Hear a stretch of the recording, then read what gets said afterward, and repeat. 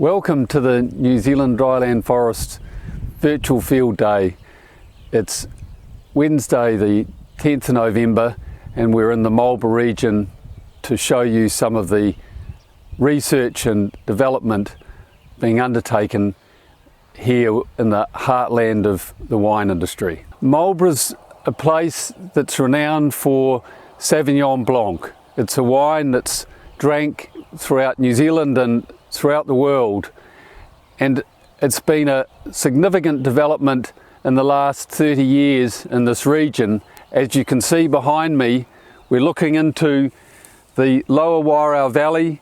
Out to the east is the Wither Hills, and in the far distance is Cloudy Bay. One of the wine labels you'll know is Cloudy Bay Wines, and then further across on the landscape are the hills of Mount Richmond range. This beautiful valley was once filled with farms and shelter belts, and were a part of what was a large sheep and cattle industry.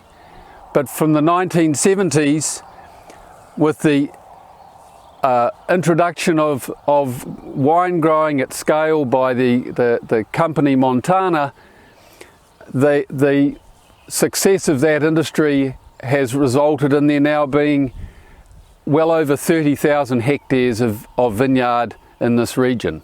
By 2003, there were 10,000 hectares already of new vineyard in Marlborough. These vineyards made extensive use of treated pine posts, and these became of concern to local wine growers.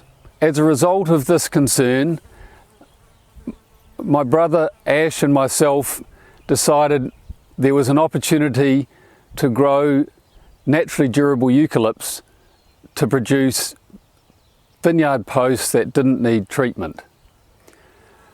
We established Vineyard Timbers Limited, and we then approached the three other partners to the program that include the Marlborough Research Centre Trust, which is based here in Blenheim in the valley behind, as well as the University of Canterbury, the School of Forestry. We approached them and they became interested in a research program. The other key partner is Proseed New Zealand, that are owned by Ngāi Tahu and based in Christchurch, and are specialists in tree seed production. Today's field day, we're going to take you on a tour to visit a number of sites so as to see some of the very early trials that we did. They were informal trials just to try and find out what species could be suitable, as well as some of the trials that we established once the NZDFI was formed in 2008.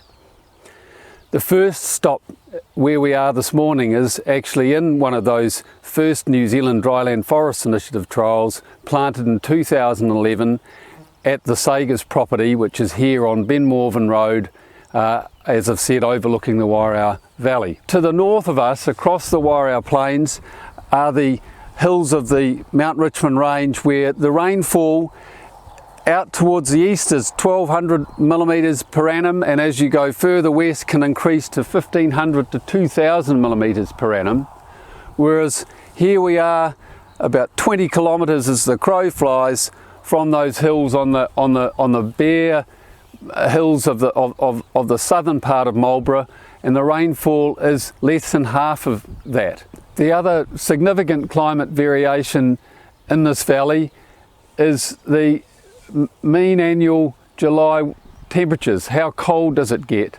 And when you look out to the east on the coast, it's much warmer, much lower, much less likelihood of frosts. And as you move up the valley to the west, heading for Nelson Lakes National Park, it drops off many degrees, and so that winter temperatures are a lot lower and a lot cooler. This variety of climate variation in Marlborough means we've got trials deployed into a lot of different localities that allow us to undertake research into the success of growing these species in these different environments.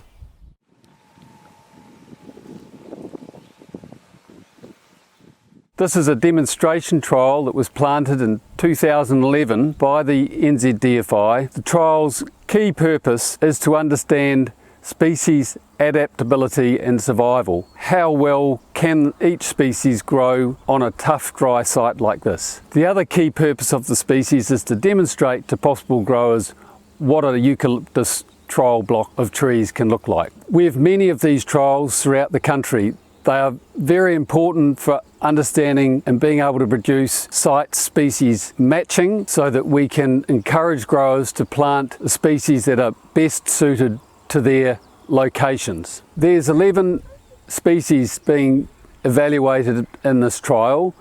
They're planted in blocks with 3 replicas per species. Combined with data from other sites, we're able to understand what are the environmental drivers to their survival and long-term productivity. In order to do that, we have established permanent sample plots, PSPs they're generally called, where regular measurements allow us to gather the data that we need in order to produce these site species matching models as well as growth models into the long term.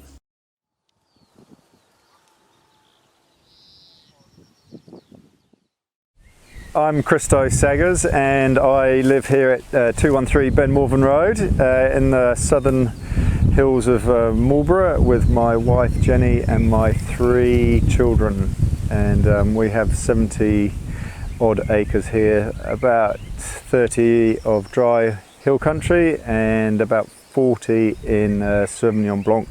The main observations of these species is that they establish very quickly on a very dry hillside.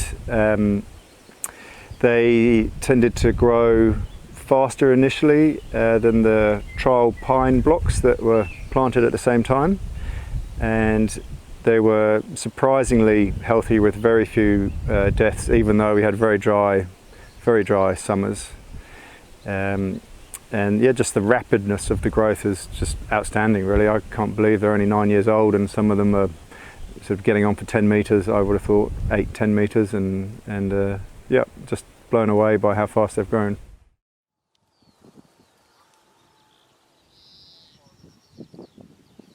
So before we sign off here and head off to our next stop, I'd just like to acknowledge Christo and Joe Saggers.